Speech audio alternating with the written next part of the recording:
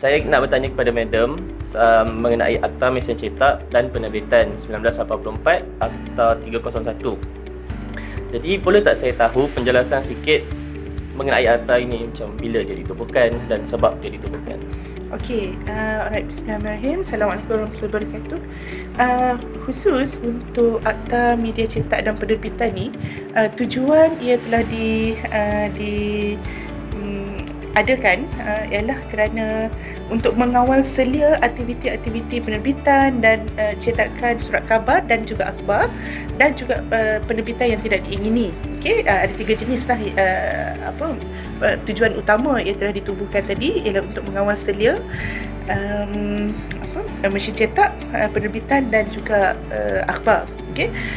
Jadi kenapa diperlukan ialah kerana secara umumnya walaupun masyarakat mempunyai kebebasan untuk bersuara, kebebasan untuk bercakap, kebebasan untuk mengeluarkan pendapat dan sebagainya, namun ada satu peringkat di mana kerajaan perlu untuk mengawal selia dan juga untuk mengawal daripada perkara ini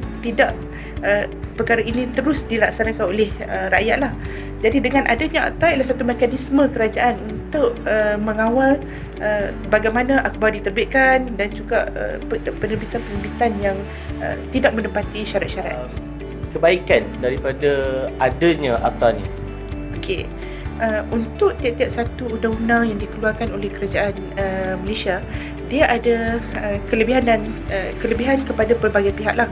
Kalau kita boleh lihat secara khusus untuk Akta Media Cetak dan Penerbitan ni, kelebihan itu kepada beberapa pihak. Contohnya yang pertama ialah pihak yang mengeluarkan akhbar ataupun surat khabar. Okey. Jadi dia dengan mempunyai permit ataupun lesen baru mereka boleh mengeluarkan akhbar tertentu, okey, seperti yang kita pernah lihat Harakah, Desta, Utusan dan sebagainya.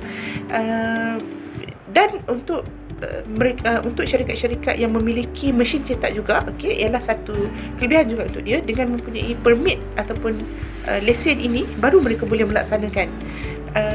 Lagi daripada segi penulis ataupun pelukis yang ingin mengeluarkan penerbitan mereka sendiri seperti buku, brosur, gambar dan sebagainya, juga satu kelebihan, okay, kerana dengan adanya akta ni baru kita tahu apa guideline yang mereka boleh ikut.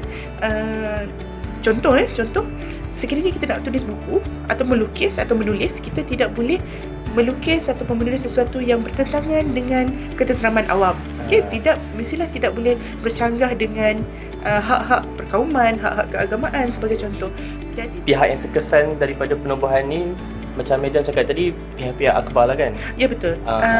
Syarikat yang memiliki mesin cetak, syarikat yang memiliki surat khabar itu sendiri, dan juga penulis ataupun pelukis ataupun artis yang berkaitan lah dengan penerbitan. Ya. Dan secara umum kalau kita lihat kan, siapa lagi pihak yang terkesan ni ialah masyarakat awam, iaitu masyarakat awam yang sekarang dengan adanya akta ni baru hak-hak mereka akan dilindungi. Okay, dari segi sekarang sebagai rakyat awam kita boleh yakin tidak akan ada penerbitan yang melanggar hak asasi, yang bersifat perkauman dan sebagainya. Ya. Jenis-jenis kesalahan yang boleh langgar akta ni. Okey, alright. Untuk akta mesin cetak dan penerbitan, dia merangkumi 3 aspek yang utama. Aspek yang pertama ialah memiliki mesin cetak itu sendiri. Yang kedua ialah mengeluarkan akhbar ataupun surat khabar ataupun newsletter, dan yang ketiga ialah penerbitan yang tidak diingini. Jadi dengan adanya akta ni, kerajaan sebenarnya mengawal selia ketiga-tiga jenis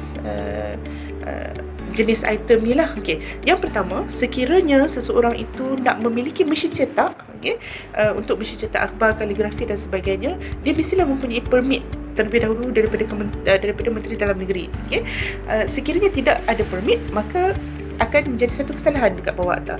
Yang kedua ialah sekiranya kita nak melancarkan akhbar ataupun surat khabar, jadi juga memerlukan permit ataupun kelulusan daripada Kementerian Dalam Negeri. Sekiranya kita tiba-tiba nak keluarkan akhbar UUM, maka itu ada masalah lah. Okay? Jadi kena dapatkan permit terlebih dahulu. Tanpa permit itu merupakan satu kesalahan.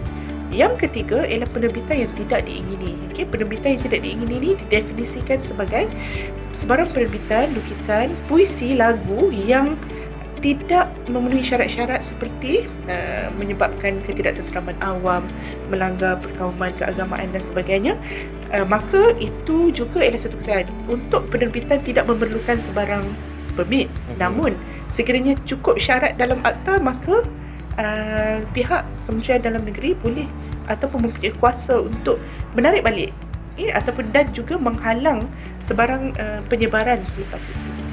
Ya.